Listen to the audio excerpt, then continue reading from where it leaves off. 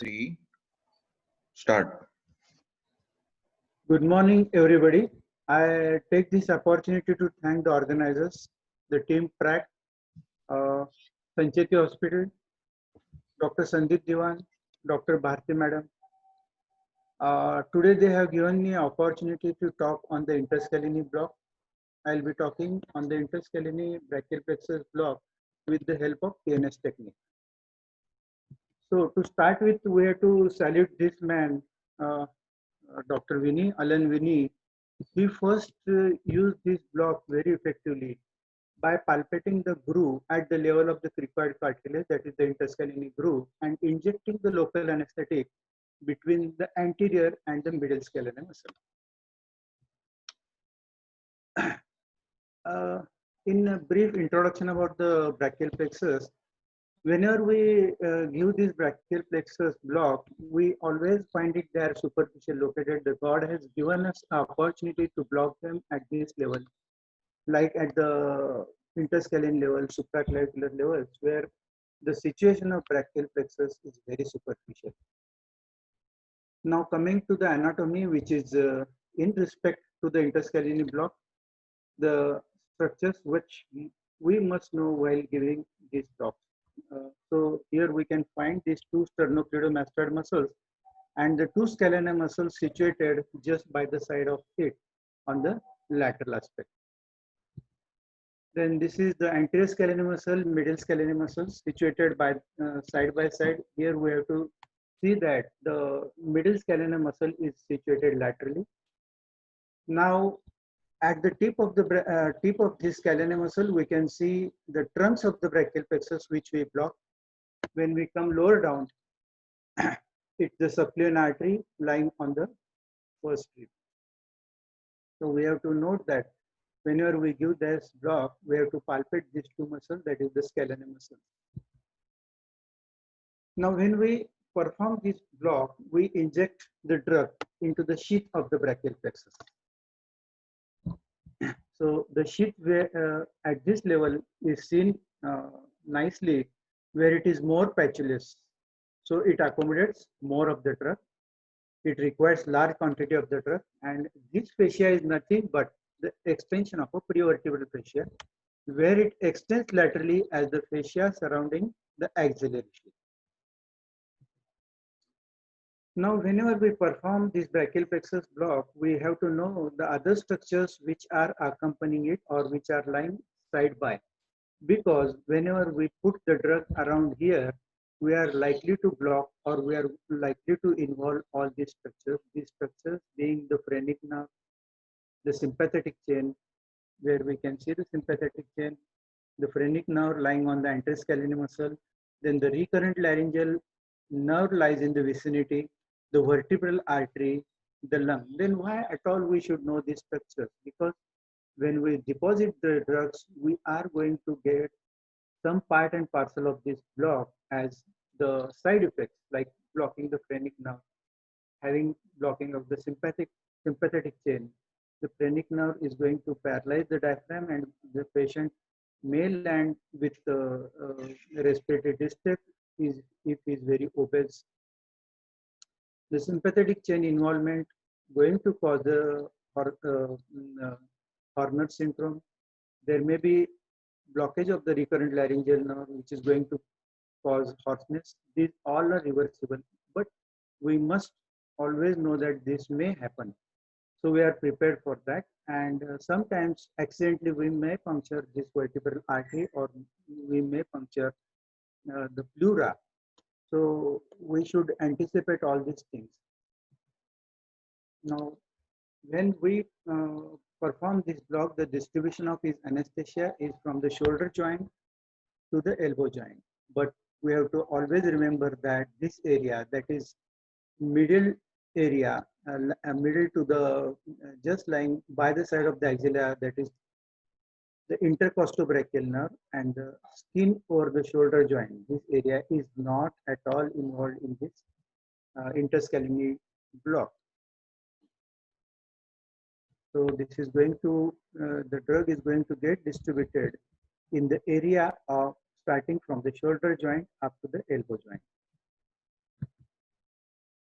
The indications of brachial plexus block, as we all know, it is lateral 2/3 of the clavicle and all the surgeries on the shoulder joint till the elbow joint. The contraindications being patients with severe COPD where the pulmonary function tests are less than 50% of the predicted. There is a diaphragmatic paralysis on the other side. We cannot perform bilateral blocks. And if the patient has undergone pneumonectomy on the other side, and sometimes the patient may have a recurrent laryngeal nerve palsy on the other side. So these are the contraindications. Now coming to how to perform the blocks, before doing that, we must know the landmarks. So coming to the landmarks, the patient lies in a supine position with the head turned on one side. Now, by asking the patient to lift the head against resistance, we make the sternocleidomastoid prominent. I have marked this sternocleidomastoid muscle. Now, I have to go lateral to this lateral border of the sternocleidomastoid muscle at the level of the cricoid cartilage. We have to palpate the cricoid cartilage and go laterally. Now, this is the same picture where now I have drawn one more line, that is the interscalene groove.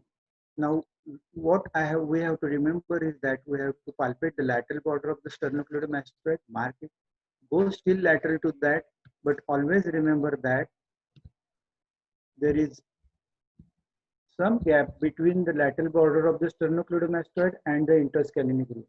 Now, many of the people consider this space as an interscalene groove where they deposit their drug, considering that's an interscalene groove.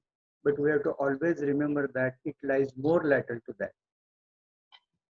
So we inject our drug at the tip of the interscalene groove. Almost here we put our drug. Now, whenever we perform this block, we expect some evoked motor responses or the muscle contraction. The ideal endpoints are the deltoid muscles and the biceps muscles. Whenever the bicep muscle is stimulated, we are going to get flexion at the elbow joint. Now, this is a video clip where the patient has a fracture humerus, and the surgery, what we are going to perform is of nailing of the humerus. So here starts the video clip of a fractured patient. The patient lying in a supine position. I put a small pillow under the head to rest the head. I make the sternocleidomastoid prominent by turning the head on the one side and lifting it against resistance. These are the two borders, the medial and the lateral border. I mark these two borders. Now, after doing that, I start palpating on the lateral aspect of the sternocleidomastoid. I palpate for a groove between the two scalene muscles and mark this groove. The groove is marked, the interscalene groove is marked. Now I have started the nerve locator. The needle is always flushed, a 5 centimeter needle is taken. A positive end is attached to the patient and the negative end to the exploring needle. The nerve locator is started. At the moment we touch the skin, it is going to start blinking. This indicates that the current is complete. Now I put my finger into the interscalene groove and I introduce the needle into the tip of the interscalene groove. The moment I introduce the needle inside, I start getting the teachers. Remember, the groove at this level is very shallow. We are going to get the teachers immediately. I am getting the contraction of biceps and getting the flexion at the elbow joint. So this should be my end point, getting the contraction at about 0.4 milliamperes. So I have reduced the frequency so that the patient becomes very comfortable. Patient doesn't get pain, and this is the point where I inject about 15 ml of the drug. Nearly 15 ml of the drug is injected at this level. And then the moment I inject the drug, contraction stops. If I manipulate this needed to some extent, I may get extensor response. Sometimes I take this opportunity to block the other parts of the brachial plexus, that is multiple stimulation technique, where this in this technique, multiple stimulation technique, the onset becomes fast, the amount of drug required is less, and the block becomes dense. And during the end, the patient is absolutely painless, and we have performed the surgery of nailing. Now, after doing the block, sometimes the block fails. Now, what are the reasons why the block fails? It is to identify the correct interscalene groove that I have been explained. As many of them interpret this groove, the groove just lying lateral to the sternocleidomastoid of the interscalene groove. But we have to remember the interscalene groove is more lateral. Sometimes they may accept wrong features. We don't, sometimes the anticipation is not done about the spread of the area, and the incision may be in an area where the block spares, and using incorrect or small volume of the drug is the reason why the block fails. Now we'll see what are the wrong features which may be accepted. There are certain nerves as accessory nerve which lies in the proximity of the interscalene groove, nerve to levator scapulae, supraspinatus nerve. These are the nerves which are lying in the proximity of the interscalene groove. And in this diagram, we see the dorsal scapular nerve. Here lies the dorsal scapular nerve, which lies very much proximity to the interscalene groove and the phrenic nerve. Why these nerves, knowing these nerves are important, or the features of these nerves are important, because whenever these nerves are stimulated, they mimic as if the deltoid is twitching or the deltoid has twitches. So if we have to identify between a specific deltoid twitch and the twitches which are produced due to dorsal scapular nerve, the twitches of the phrenic nerve, then the twitches produced by the levator scapulae, the accessory nerve. The accessory nerve is going to do a shrugging of the shoulder. The dorsal scapular nerve is going to lift the scapula upwards. So these are the twitches which almost mimic as if the deltoid is twitching. So we have to see it properly and accept the proper twitches. Now there is one more reason why the block fails, or we think that the block has failed, because if there is a surgery on this area, that is the area innervated by intercostal brachial nerve, that is T2, or this area which is very much superficial to the shoulder joint is supplied. This area is supplied by the superficial cervical plexus. So this superficial cervical plexus doesn't come into the brachial plexus. We have to supply it separately. As well, the area which is there as a in this area is supplied by intercostobrachial has to be blocked separately. This is the superficial cervical plexus. It is supplying whole of the area at the shoulder joint as well as on the skin over the pectoral region. So this is how a superficial cervical plexus block is given. The patient is lies in a supine position. The lateral border of sternocleidomastoid is palpated and marked. At the mid of the sternocleidomastoid, a bit lateral to this, we deposit about 5 to 10 ml of the local anesthetic, and we perform a superficial cervical plexus block. Now, for performing this block, I usually use 20 to 25 ml of the local anesthetic. I usually prefer to use drug sensorcan in a concentration of 5%, 0.5% in a patient of 70 kg body weight. And these are the doses.